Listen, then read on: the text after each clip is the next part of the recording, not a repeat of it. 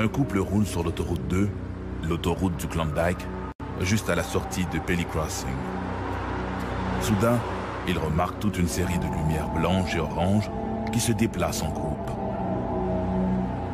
Au début, les témoins pensent à plusieurs avions volants en formation. Mais au fur et à mesure que les lumières se rapprochent, ils comprennent qu'ils n'ont pas affaire à un groupe d'objets, mais à un seul engin muni de lumière tout autour de sa partie centrale. L'engin se déplace trop lentement pour être un aéronef conventionnel. Pour mieux jauger ses mouvements, les témoins se rangent sur le bas-côté de la route. L'objet inconnu traverse l'horizon juste devant eux. Il est immense, plus grand qu'un jumbo jet. On dirait une espèce de sphère aplatie. Les témoins n'ont jamais rien vu de tel. Et ils ne sont pas les seuls. En cette soirée du 11 décembre 1996, ils seront des dizaines à observer cet engin inconnu. Un engin que l'on croirait sorti tout droit du film, La rencontre du troisième type. Le 11 décembre 1996, 4 personnes roulent en direction nord, près du village de Carmack, au Yukon. Il est un peu plus de 19 heures.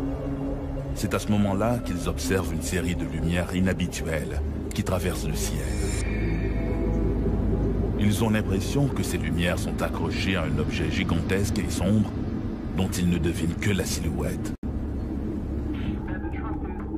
À quelques kilomètres de là, à Carmack, un autre groupe de gens s'installe pour regarder la télévision. L'un d'eux remarque, par la grande baie vitrée, la présence d'un chapelet de lumière rouge, jaune et orange. Au nombre des témoins, 2 jeunes enfants regardent le spectacle, convaincus qu'il s'agit du Père Noël et de ses rennes volants. L'un des cas les mieux documentés de l'histoire canadienne s'est produit en décembre 1986. Ce qu'il y a de remarquable, c'est qu'autant de gens aient vu un objet franchement inhabituel, et mieux encore, que tous ces témoins l'aient observé indépendamment les uns des autres. Une femme et son frère roulent le long de la Klondike Highway quand ils aperçoivent au loin des lumières qui évoluent en silence dans le ciel. Je revenais de Whitehorse avec mon frère et nous approchions de la route de Pelly, à quelques kilomètres de Pelly. Lorsqu'il a regardé de côté et s'est exclamé « Holy shit !» Il regardait vers le ciel, alors j'ai suivi son regard et j'ai aperçu une sorte d'amas d'étoiles et j'ai immédiatement réalisé qu'il s'agissait d'un vaisseau. En fait, ça voyageait à très, très basse vitesse et je pouvais l'apercevoir au-dessus des collines qui passaient devant la Grande Ourse. C'était de la même taille que la Grande Ourse. À peu près au même moment, un autre automobiliste s'arrête dans l'accotement afin de pouvoir mieux observer le phénomène lumineux auquel il assiste depuis déjà quelques minutes. L'objet, qui passe bientôt au-dessus de l'homme, ne présente qu'une structure lisse, sans renflement ni aspérité. Seule cette puissante lumière blanche est visible sous la base.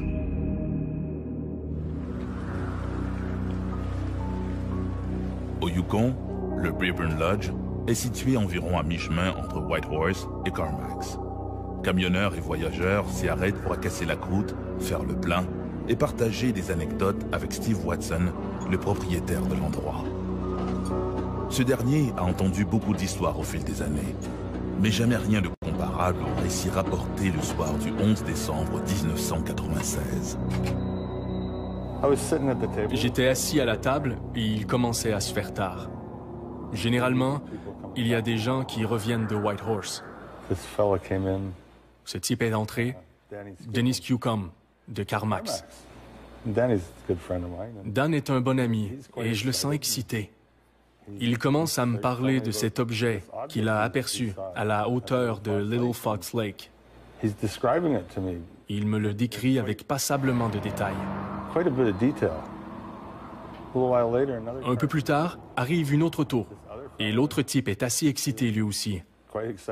Il y avait d'autres gens avec lui et ils étaient vraiment excités.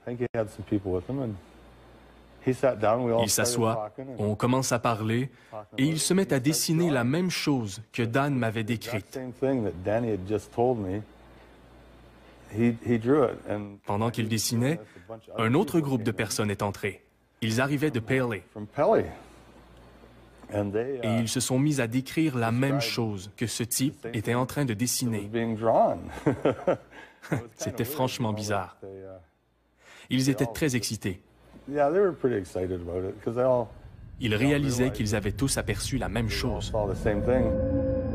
Et pendant que tous ces témoins échangent au sujet de leur observation, l'OVNI, lui, poursuit sa route vers le nord. Quand on prend connaissance de dossiers comme le Yukon, un dossier à multiples objets, à multiples témoins, les Américains appellent ça des UFO flaps, c'est-à-dire des arrivées massives d'OVNI pendant une certaine période de temps, puis à un moment donné, floup, ça disparaît. Et ça, il y en a des épisodes comme ça. Il ne faut pas oublier là, que si on fait le décompte des observations d'OVNI dans le monde, on parle de centaines de millions de cas. À Pelly Crossing, un trappeur remarque une série de lumières blanches et jaunes qui survolent les collines proches. Quand je suis arrivé dans la clairière, j'ai remarqué du coin de l'œil une étrange lumière. Je me suis retourné et j'ai aperçu un faisceau vert. Je me suis dit, ah, un 747 arrive. Puis je l'ai regardé et ça bougeait très très lentement. Alors je me suis carrément tourné pour avoir une meilleure vue de la chose. Quand je me suis tourné, le faisceau de ma lampe de poche pointait dans cette direction. Et cet objet était à 1 ou 2 kilomètres de distance quand je l'ai aperçu la première fois. Aussitôt que le faisceau de ma lampe a pointé dans cette direction, l'objet est parti et s'est subitement déplacé d'environ 300 mètres, vraiment très très vite. Alors j'ai couvert ma lampe. Ensuite, je suis resté là à observer. Et je ne pouvais plus le regarder sans me tourner la tête. Au Yukon, plusieurs témoins ont rapporté avoir vu un OVNI ce soir du 11 décembre 1996. Toujours à Pelly Crossing, un jeune adolescent est aussi témoin d'observations étranges. En traversant le pont, il aperçoit des lumières brillantes qui se dirigent vers lui. Effrayé et s'étend par terre, comme pour échapper à une menace. Au moment où il lève les yeux, l'objet passe juste au-dessus de lui. Le jeune homme de 16 ans est terrifié.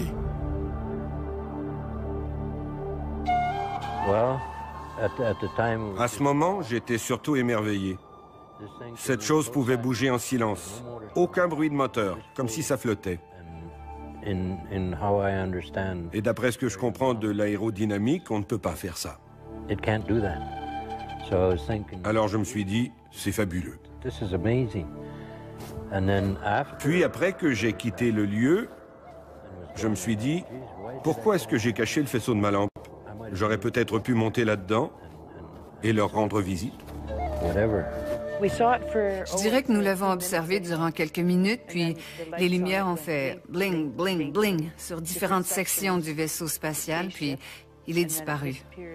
On ne pouvait plus le voir du tout. Et nous n'avons rien entendu. Après ça, je suis rentré à la maison vers 22 h et ils regardaient une vidéo. Et croyez-le ou non, c'était Independence Day. Ils en étaient à la scène où le vaisseau spatial s'ouvre pour lancer son rayon. Je suis rentré tout excité et je leur ai dit « Vous ne devinerez jamais ce que j'ai vu ». Et je leur ai raconté mon histoire. Tout le monde s'est mis à avoir peur. Durant une bonne semaine, les petits-enfants ont refusé de sortir. C'était une totale surprise, tant pour mon frère que pour moi. Alors, je lui ai demandé « Que penses-tu de ça? » Et il m'a répondu « C'est peut-être nous, dans le futur, qui revenons pour nous voir. » Le plus intéressant dans cette affaire, c'est que ces gens ne se sont pas précipités pour rapporter leurs observations. En fait, il y a eu un excellent travail fait par l'ufologiste Martin Jezek. J'ai vécu au Yukon durant environ 8 ans. Et pendant que j'étais là-haut, j'ai enquêté sur les observations d'OVNI. C'était très bien. Ça m'a permis de rencontrer beaucoup de gens et d'étudier des cas très intéressants. Avec la minutie d'un détective, il va retrouver pas moins de 31 témoins.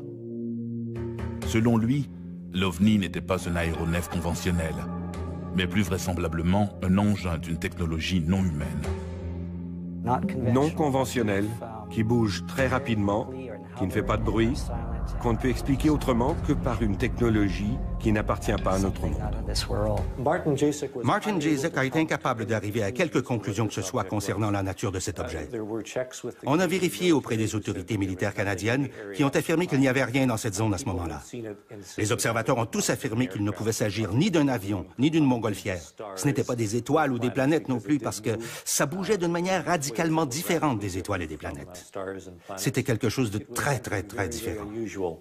Nous ne savons pas si c'était une soucoupe volante en provenance de Mars ou de Vénus, mais c'était quelque chose de franchement inhabituel.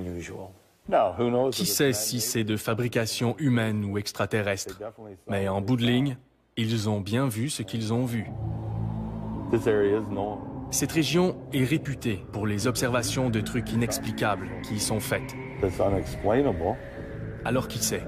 C'est peut-être une hallucination collective, mais j'en doute. L'hallucination collective, ça n'existe pas. C'est un mythe, c'est une invention. Pour qu'elle soit vraie, l'hallucination collective, n'en déplaise aux sceptiques, il faudrait qu'on prouve que la télépathie existe. Ce serait la seule façon de dire « j'ai vu quelque chose, je te l'ai transmis télépathiquement et je l'ai fait à la communauté qui était présente sur les lieux. Ils ont tous vu la même image que moi. On vient de prouver la télépathie le jour où on prouvera l'hallucination collective. » Ce sera déjà un bon bout de fait.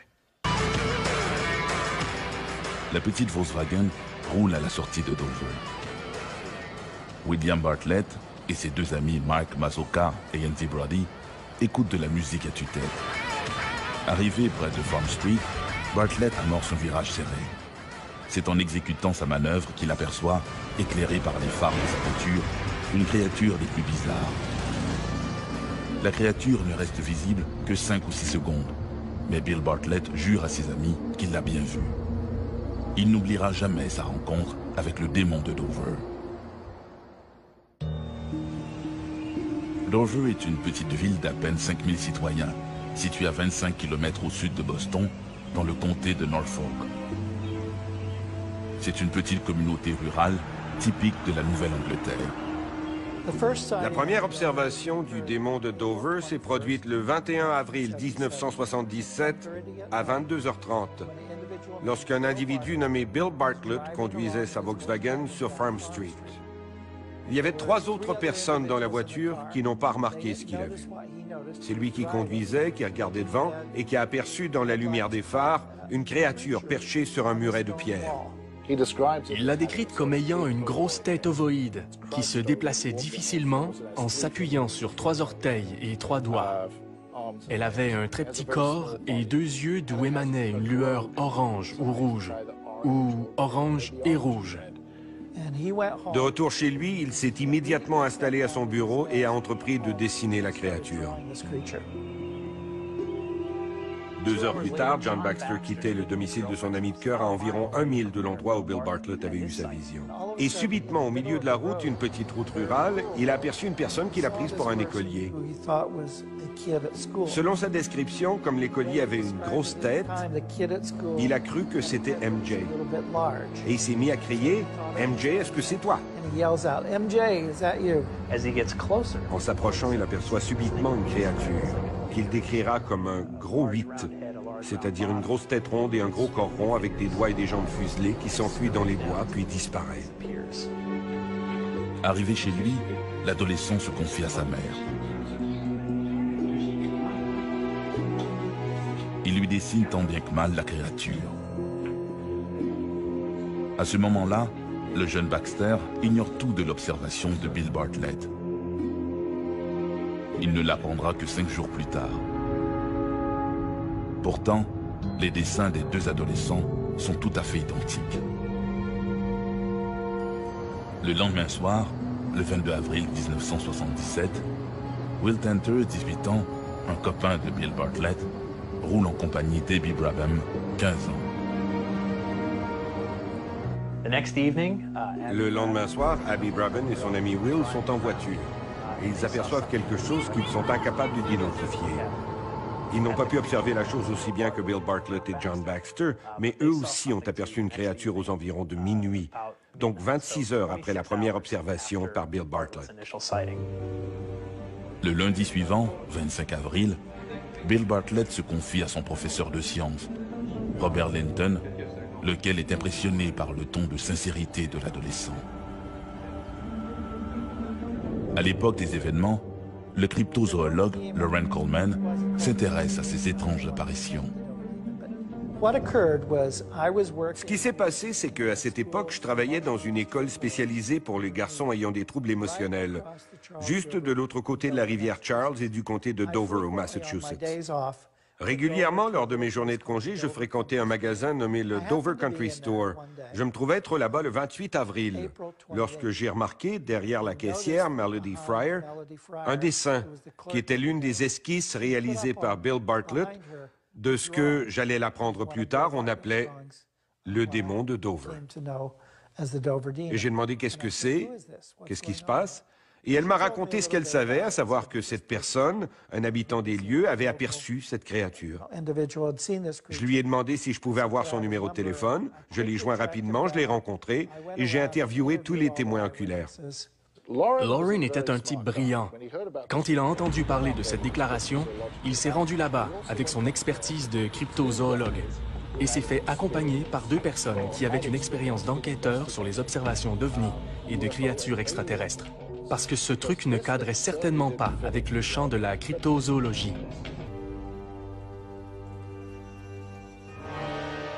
L'affaire s'est encore compliquée en rebondissant en 1993 avec la diffusion de photos et d'un film sur l'autopsie du cadavre d'un des 4 aliens supposés avoir été découverts dans les débris de l'un des crashs. À ce jour, à peu près tout le monde s'accorde à dire que ce fut une supercherie. C'est sur l'instigateur et sa motivation que les avis divergent encore. Les plus fervents défenseurs de l'hypothèse de visite d'extraterrestres et pour eux d'une désinformation sur le sujet se basent entre autres sur des documents déclassifiés de l'US Navy. Ces derniers décrivent précisément de très nombreuses observations de disques ou autres objets volants non identifiés aux États-Unis ou ailleurs dans le monde. La matérialité de ce phénomène n'est pas démontrée. Or, il existe des documents qui la démontrent. Et ça, c'est très important. Ces documents sont connus, ces documents sont déclassifiés. Il y en avait, pour vous donner un exemple, 85 000 en 1985. 85 000 pages dactylographiées qui parlent toutes du même sujet, qui représentent des documents militaires et qui toutes vont dans le même sens. Il y a effectivement des incursions qui, dans les années 65, se font de plus en plus précises au-dessus des bases atomiques américaines. Il y a des déprogrammations d'ogives prêtes à être lancées sur les Russes, etc., etc. Ce rapport décrit des survols de la Scandinavie qui sont intervenus alors que la flotte américaine qui revenait de Bikini, donc de l'opération Crossroads, où de nombreuses bombes atomiques avaient été tirées, la flotte entrait dans les eaux territoriales scandinaves. Il est plus que probable qu'on avait affaire à des engins qui n'étaient pas de ce monde, en tout cas pas de technologie humaine, qui recherchaient la source des bombes atomiques. Le rapport fait allusion à des missiles qui sont vus à relativement basse altitude, mais certains à très basse altitude, au-dessus de la Scandinavie. Ils ressemblent d'assez loin à des fusées V1. Ces missiles ont des caractéristiques très différentes. Ils émettent une flamme toutes les 3 secondes, ce qui n'était pas du tout le type de propulsion d'un V1. Il leur arrive de s'autodétruire, apparemment, quand leur mission est terminée. Mais il y a d'autres objets qui sont observés et qui sont précisés dans le rapport. Et parmi ces objets, il y a des grands cigares qui apparemment se tiennent en l'air sans propulsion visible, etc. Et au moins un engin dont la vitesse était mesurée à 2800 km/h en 1946. Si le phénomène du mystère des ovnis a débuté aux États-Unis, il s'est rapidement propagé sur toute la planète. Les témoignages abondent et quelques rares photos présumées authentiques ont fait l'objet en 2008 d'articles dans le journal anglais Daily Telegraph. Le 28 juillet 1952, un article de la Gazette de Charleston affirme que les pilotes de l'armée de l'air ont pour ordre d'abattre tout ovni qu'ils viendraient à croiser. Cependant, aucun d'eux ne s'est encore jamais retrouvé en position de faire feu. Edward Ruppelt soutient pourtant le contraire dans son livre édité en 1956 et intitulé « Rapport sur les objets volants non identifiés ». Il y évoque le cas d'un incident avec une soucoupe volante remontant à 1952 dont personne n'a jamais rien su. Cet incident se produit à la base Kirtland dans le Nouveau-Mexique en septembre 1952. Ruppelt a reçu un appel du lieutenant Parrish, qui était l'officier de renseignement de la 34e division aérienne basée à Kirtland. Afin d'éviter tout risque de fuite, Parrish part lui-même récupérer Ruppelt et le ramène à la base. Une fois à l'abri des regards, il extirpe un rapport non classé de son coffre-fort et le lui confie pour qu'il le lise en lui interdisant de l'emporter. Dans son livre, Ruppelt fait part de son étonnement. Pourquoi Parrish ne l'a-t-il pas immédiatement transmis aux gens du projet Blue Book? Il s'agissait d'un incident grave. Ces gens-là ne voulaient sûrement pas que leurs supérieurs soient mis au courant. Edward Ruppelt écrit « Vers 10 h du matin, un radar situé à proximité de la base repère une cible non identifiée. 2 chasseurs décollent sur le champ. 2 F-86 couvraient l'ensemble de la zone. Quand le pilote qui volait le plus bas a redressé son avion, il a aperçu ce qu'il a pris pour un ballon sonde. Mais à mesure qu'il s'est rapproché de l'OVNI, il n'y avait plus de doute possible. Ça n'était clairement pas un ballon sonde. D'après le rapport, l'objet reste à distance du chasseur. Comment est-ce qu'un ballon sonde, qui n'est pas propulsé, peut-il dépasser la vitesse du son? Dans son livre, Ruppelt précise que le pilote poursuit sa course pour obtenir un visuel. Volant à 3000 pieds d'altitude et propulsé à la vitesse du son, il finit tout de même par s'en approcher et peut enfin observer l'objet. Ça ressemblait en tout point à une soucoupe, ronde et plate. Edward Ruppelt décrit l'objet comme un donut sans trou. Conscient qu'il n'est pas en mesure de capturer sa cible, le pilote se demande quoi faire. Arrivé à 500 mètres de l'objet, il s'est mis à décrocher. Lorsque le pilote tente d'appeler la tour de contrôle, la radio ne passe pas. Dès lors, livré à lui-même, il décide de faire feu sur l'OVNI. Ruppelt écrit dans son livre « L'instant d'après, l'objet pris de l'altitude est disparu en l'espace de quelques secondes. » De retour à la base, le pilote est immédiatement convoqué. Le règlement aérien stipule que tout tir doit faire l'objet d'un rapport. En plus de la paperasse, il y a un risque de mesures disciplinaires pour celui qui utilise ces munitions. J'imagine que le commandant de la 34e division aérienne n'avait pas particulièrement envie que ça s'ébruite. Pire encore, le pilote s'obstine à dire qu'il a fait feu sur un OVNI. Un pilote tombe séance tenante dans le discrédit si jamais il fait mention d'un OVNI. Malgré le travail de Ruppelt, personne ne prenait ça au sérieux. Une rumeur circule dans la base. Le pilote serait un taré et aurait pété un câble sans aucune raison. Ce qui est troublant, c'est qu'il est arrivé exactement la même chose et à la même époque dans le sud de la France, en Provence. Le témoin est un producteur de lavande qui s'appelle Maurice Mas. Maurice est au travail dans son champ quand il voit une chose bizarre se poser dans ses lavandes. Il s'approche, identifiant une voiture populaire de l'époque qu'il va aller décrire aux gendarmes. Les gendarmes retranscrivent son témoignage dans un dessin officiel avec un ovni qui ressemble étrangement à celui de Socorro. La seule différence, c'est que les 2 extraterrestres ont paralysé Maurice pour protéger leur fuite. On ne saura jamais s'il a été paralysé de terreur par un hélicoptère de la base militaire toute proche qui existait déjà à cette époque. Cependant, Valence seul n'est pas devenu sans raison l'autre cas légendaire de rencontre du 3e type. Il y a encore autre chose de très intrigant dans le cas de Maurice Mas et que l'on ne peut comprendre qu'en allant sur place. Il ne s'agit pas de rencontrer Maurice. Aujourd'hui, tout comme Lonnie, il ne veut plus parler. Il préfère oublier cette histoire et sa mauvaise célébrité. 2 choses qui lui ont gâché la tranquillité et la douceur de vivre dans la capitale mondiale de la lavande. Mais on peut toujours en parler avec l'adjoint au maire, Maurice Chassepoul. Ça a eu une retombée exceptionnelle, ça a fait du bruit, comme on dit. Hein. Mais c'est vrai que depuis, systématiquement, les gens viennent, demandent, s'informent. Des années après, les gens s'informent. Mais où, est-ce qu'on peut voir le lieu où la soucoupe s'est posée? Est-ce qu'il est vrai que l'herbe depuis n'a plus repoussé? Bon, elle est restée quelques temps de repousser, c'est vrai, mais depuis, elle a quand même repoussé. on a des gens du monde entier qui continuent à venir. Alors au moment où la soucoupe s'est posée, où cet ovni, cet objet volant non identifié s'est posé, alors là ça a été...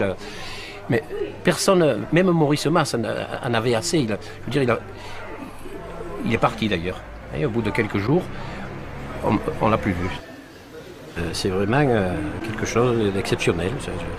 Ça ajoute encore quelque chose au charme du village, parce qu'on a un village charmant. On n'a jamais fait de publicité particulière pour la soucoupe volante, mais on en parle quand même. Avec Maurice, nous sommes les quelques personnes qui, de Valençol, ont vu le soir même les traces sur le terrain. Et bien entendu, on s'est posé la question toute simple, qu'est-ce qui a bien pu se poser? Ça ne peut que nous alerter, nous mettre sur une piste où l'on peut aller beaucoup plus loin et peut-être qu'un jour, les scientifiques nous expliqueront ce qu'il en est de ces traces sur le terrain. Max Demolle est le maire de Valençol qui m'a parlé du deuxième ovni tombé il y a 10 ans dans le champ de son frère Maurice. En réalité, cet ovni n'en était pas un, mais son explication rationnelle vient paradoxalement au secours de ce que pensent certains ufologues. Je ne sais pas si c'était le vent ou si c'est... Enfin, il y avait... Du côté nord, c'était pas loin, les tiges. Et du côté sud, ça allait à 40 mètres loin. Alors des gens sont venus depuis voir. Des gens qui croient beaucoup aux ovnis et ils ont plutôt cru que c'était des ovnis, hein, eux. Mais moi, je sais pas si c'était un avion à décollage vertical ou si c'était simplement la foudre. En 1989, il est probable qu'il s'agissait de la foudre, attirée par les antennes radars situées à proximité. Et voilà ce qui est intéressant. Les radars émettent de très puissants champs de micro-ondes, dont certains ufologues pensent qu'ils peuvent perturber le vol des ovnis. Car ces mêmes ufologues pensent que les soucoupes volantes utilisent les micro-ondes comme énergie motrice. Ainsi, il y aurait une explication à l'ovni de Valençol en 1965. Il aurait été affaibli par les micro-ondes et il serait allé se poser dans le champ de Maurice Masse. C'est là qu'intervient l'ovni de Roswell, car les ufologues pensent que le célèbre crash du Nouveau-Mexique est dû à une perturbation par des radars militaires. Vaste mystère qui, en tout cas, ne semble pas perturber outre mesure l'ami Jeannot. Ma foi, c'est flou, c'est pas net et ça reste comme ça, depuis des années et des années. Hein. Et on peut pas dire ni c'est vrai, ni c'est pas vrai, ni il est venu quelque chose, mais quoi? Alors on téléphonait de partout, à la gendarmerie on téléphonait tout le temps, on y téléphonait d'Amérique, même à la gendarmerie. Vous êtes à la gendarmerie de Valençol, d'ici, de là. Alors ça bouillonnait, comme on dit. C'est une chose mystérieuse. Hein? Je vois pas hein, ce qu'on pourrait raconter. Hein?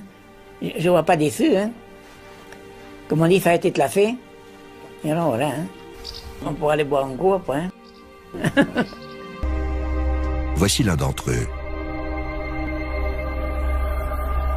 Clifford Stone a travaillé pendant 20 ans dans l'armée américaine. Pour des choses intéressantes.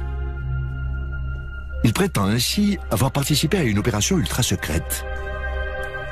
Son objectif, retrouver des satellites soviétiques tombés sur Terre.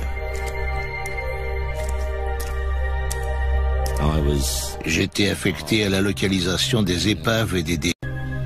Ces opérations étaient baptisées Projet Poussière Douche Bleue.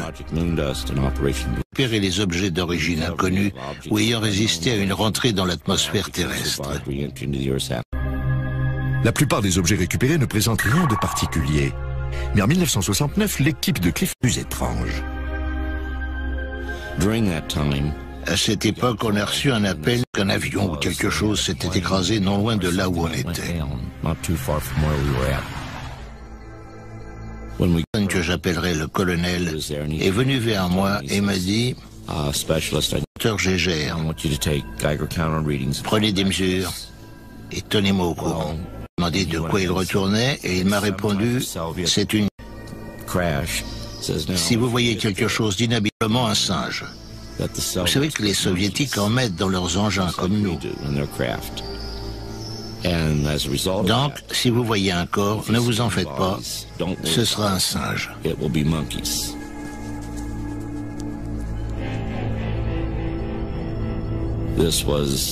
Jamais rien vu de tel. Je savais que cet engin n'était ni à nous, ni aux soviétiques. Quand je suis arrivé, j'ai vu une petite porte ouverte sur le côté et j'ai vu une créature étendue par terre. J'ai demandé à avoir un officier. Chose clochait et j'ai ajouté « ce n'est sûrement pas un singe ». Depuis qu'il a quitté l'armée, Clifford Stone prétend qu'il essaie d'obliger le gouvernement américain à reconnaître les faits. Mais son histoire. Quelle que soit la vérité, il semble croire dur comme fer à ce qu'il dit. Boum, à chaque fois, il y a une apocalypse. Donc quand on parle de l'apocalypse, il y a peut-être eu des apocalypses successives, c'est tout. La dernière période glaciaire s'est étalée de moins 110 000 ans à moins 15 000 ans. Il s'en est suivi plusieurs périodes, s'achevant toutes par des cataclysmes. La première période, appelée Terra Incognita, débute vers 13 426, pour se terminer en 8280 avant Jésus-Christ. Elle est clairement identifiée et a eu un impact très important sur le développement des générations suivantes. Les Égyptiens ou les Mayas font référence au peuple de cette époque et se sont basés sur leur savoir. Dans leurs récits, ils parlent de continents entiers, de civilisations très en avance ayant disparu. C'est de ces récits que l'on tire le mythe de l'Atlantide, de Mu ou de Malaysia. Les Égyptiens parlent du grand cataclysme. Ils racontent que l'axe de la Terre aurait basculé et provoqué un glissement d'épaule. Ils racontent aussi qu'un lourd manteau de glace aurait fondu, supprimant ainsi des milliers de kilomètres de côte. La menace vous semble familière ? L'avant-dernier cataclysme, il remonte à la période mégalithique. Cette période, d'une durée de 5146 ans, débute vers 8280 et se termine vers 3134 avant Jésus-Christ. Elle s'achève par un gigantesque déluge. Seules quelques civilisations ne furent pas emportées par les flots et réussirent à survivre. Les Sumériens, l'ancien empire égyptien, la dynastie d'Ézia, les Minoennes, les Indes-Aparéennes, la Grèce préhellénique, l'empire Maya. Les tablettes sumériennes et le Gilgamesh parlent d'un retournement du soleil et d'inondations catastrophiques.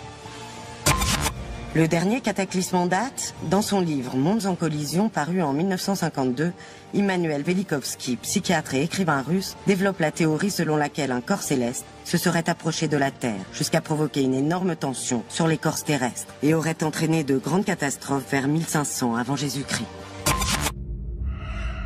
Qui sont les Sumériens ? Regardez.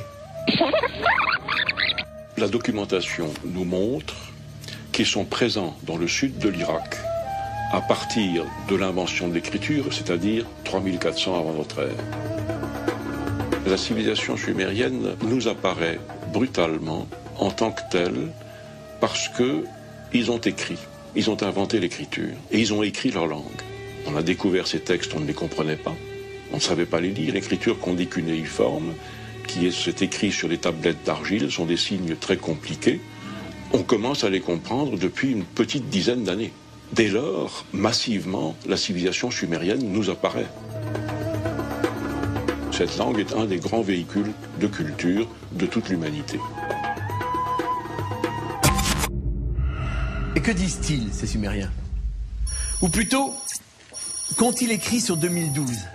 Sur une de leurs tablettes d'argile, ils évoquent la naissance de la planète Terre et sa relation pour le moins chaotique avec un astre qu'ils appellent Nibiru.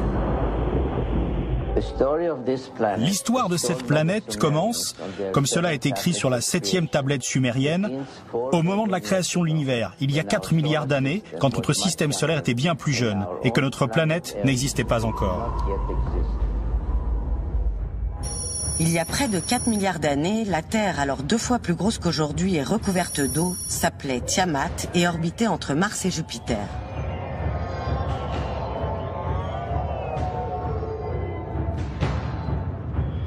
Une planète du nom de Nibiru s'approcha si près qu'une de ses lunes entra en collision avec Tiamat. Le choc fut terrible. La partie intacte de Tiamat fut déplacée sur une nouvelle orbite, entre Mars et Vénus, et devint notre Terre telle qu'elle est aujourd'hui. La partie de Tiamat ayant subi le choc aurait été réduite en morceaux, et ses restes seraient le bracelet martelé que nous appelons aujourd'hui la ceinture d'astéroïdes.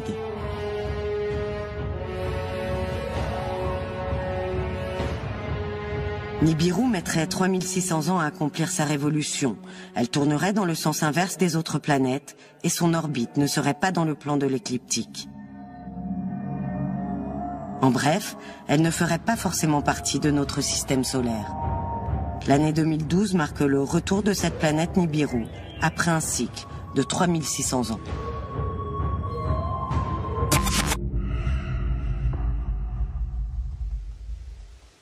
Alors, crédible cette histoire de planète qui doit revenir en 2012? Mais si elle existe vraiment, pourquoi on ne la voit pas? Pourquoi personne ne nous dit rien? Ce que je peux vous dire, il n'y a aucun astronome qui me contredira, c'est que nous connaissons très mal le système solaire. Le système solaire, c'est toute une mécanique qui tourne, avec des planètes qui tournent, mais il y a des choses bizarres. Nibiru, c'est un nom qui a été donné pour effectivement une planète qui existerait dans le système solaire au-delà de ce qu'on connaît actuellement. Les gens se sont dit, mais pourquoi le système solaire s'arrêterait à Neptune et Pluton? Pourquoi n'y aurait-il pas des corps encore qui pourraient exister après? En étudiant l'orbite d'Uranus, on s'est aperçu que cette orbite ne suivait pas les lois naturelles que l'on connaissait. Et donc comme ça, on a pu prédire la présence d'une 8e planète qui était Neptune. On s'est aperçu qu'il y avait effectivement encore des perturbations et on a découvert comme ça une 9e planète, Pluton, qui est en fait une toute petite planète et elle ne pourrait pas expliquer les perturbations qu'on calculait à l'époque sur ces grosses planètes. Donc on s'est dit qu'il devait y avoir une 10e planète.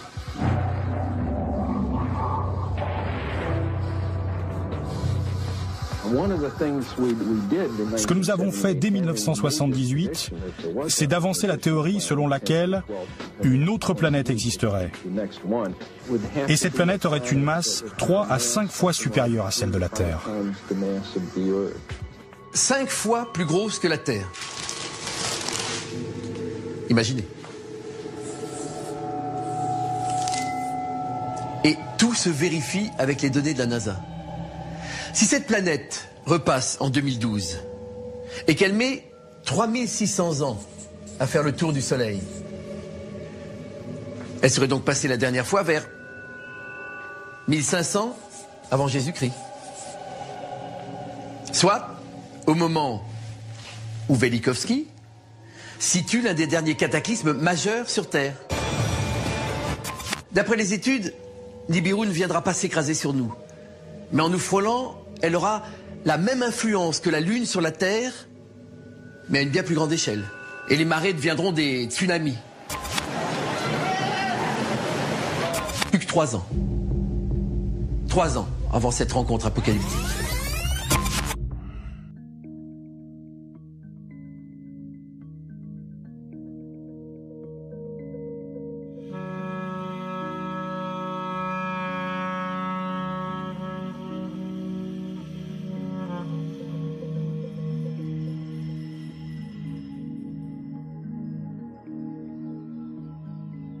Les Mayas ont été de fins observateurs du ciel et ont donc décrit les mouvements des planètes avec beaucoup de précision. On a retrouvé des observatoires à partir desquels ils faisaient leurs observations. Alors notamment de la planète Vénus, qui avait une importance particulière à leurs yeux. La divination est un aspect très important de la culture maya qui transparaît même dans l'usage qu'ils ont fait de l'astronomie, dans la mesure où on peut considérer qu'ils étaient plus des astrologues que des astronomes. L'astronomie était au service de la divination. Ce qui les intéressait de comprendre dans le mouvement apparent des planètes était leurs répercussions supposées sur la vie des hommes.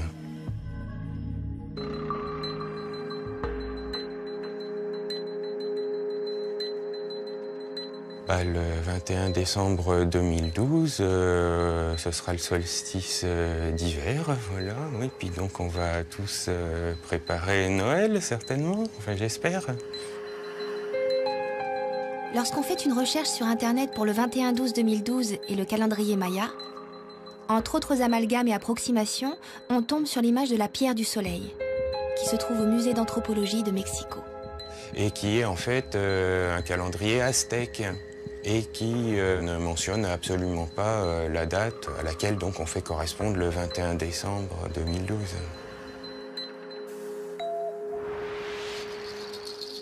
Les Mayas, les Aztèques et les Toltèques sont des peuples différents qui ont eu leur période d'apogée à des périodes différentes.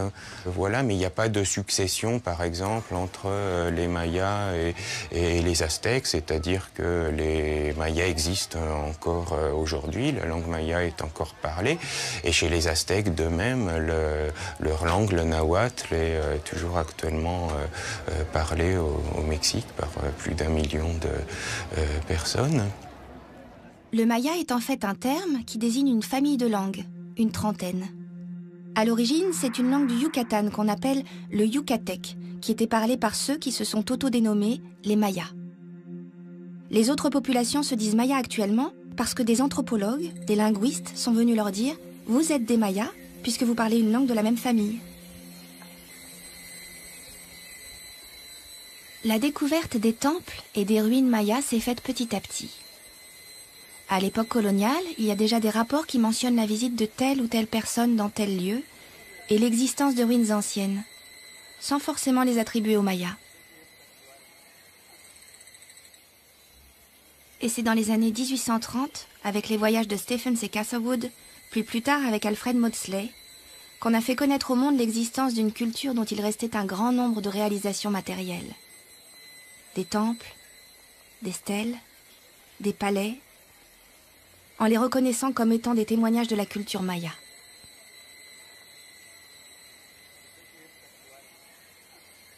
À l'époque de Stephens et Catherwood, l'écriture maya est essentiellement visible sur les monuments, sur les stèles, ou gravée sur des linteaux de porte, des colonnes, des autels. Quoiqu'on ait déjà observé des dates sur des céramiques. Les stèles ne donnent pas toujours des dates, mais dans la grande majorité des cas, on a au moins une date, puisque ces monuments étaient destinés à raconter l'histoire des élites dirigeantes de la société maya classique. En racontant la vie des souverains, leur naissance, leur mariage, leur accession au pouvoir, leur guerre, leur mort, leur succession. Alors l'écriture maya, comme par exemple dans l'Égypte antique, est loin d'avoir été une écriture utilisée par la plupart des gens. Et il y avait une élite de lettrés, de scribes, dont le métier était d'écrire. Les codex sont des manuscrits sur papier d'écorce qui ont été réalisés chez les Mayas et au Mexique d'une façon générale, avant l'arrivée des Espagnols.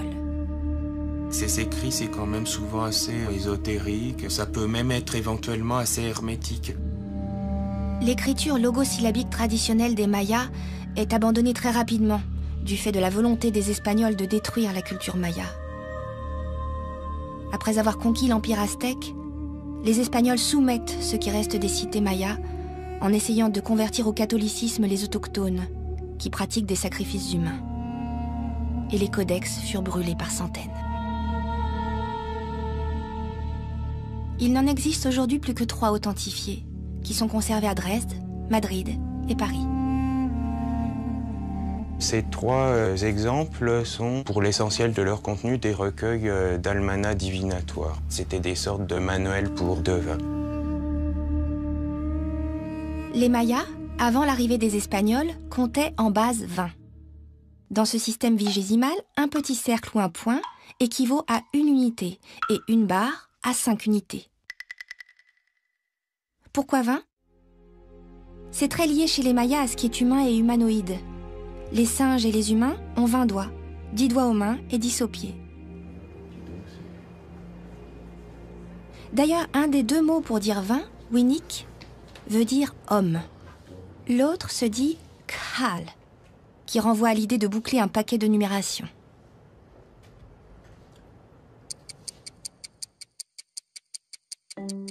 Voilà ce à quoi pourrait ressembler le calendrier maya, car il n'existe aucune représentation connue à ce jour.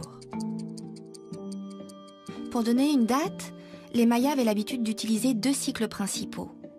Un cycle, connu sous le nom de Tzolk'in, qui comprend 260 noms de jours différents, et un cycle plus en rapport avec l'année solaire qu'on appelle le Haab, composé de 365 jours. Le Tzolk'in, ou calendrier divinatoire, combine les nombres de 1 à 13 avec 20 noms de jours. Imish, Ik, Akbal, Kan, Chichan, Kimi, Manik, etc. Ce qui donne 1 Imish, 2 Ik, 3 Akbal, 4 Kan, 5 Chichan, etc.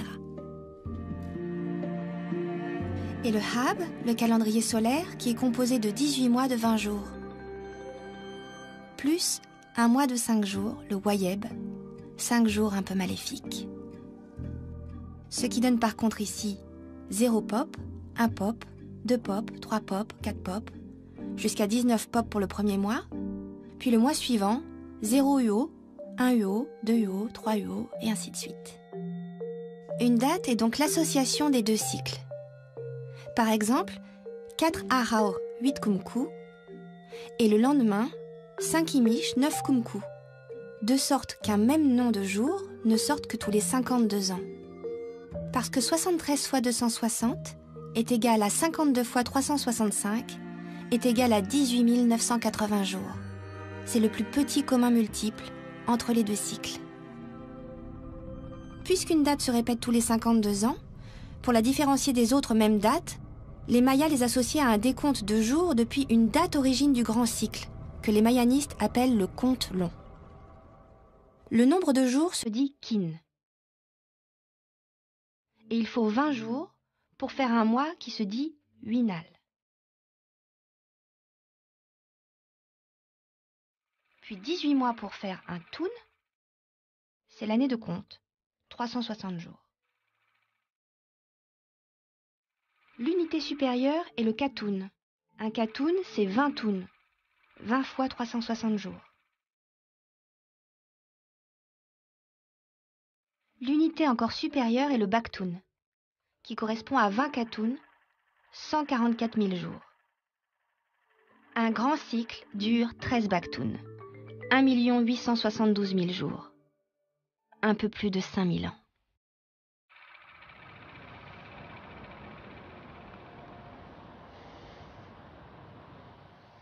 Alors le 4 Ahau 8 Kumku correspond au jour 0 de la chronologie maya qui, dans la corrélation de Goodman Martinez Thompson, correspond au 11 août 3113 avant Jésus-Christ, si on considère qu'il existe une année 0 ou 11 août 3114 avant Jésus-Christ, donc si on compte que la première année avant l'an 1 est l'an 1 avant Jésus-Christ.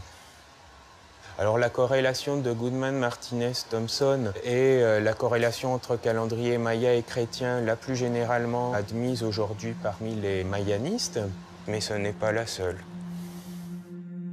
Pour faire correspondre une date dans le calendrier maya et notre calendrier grégorien, c'est-à-dire obtenir des corrélations, c'est assez compliqué.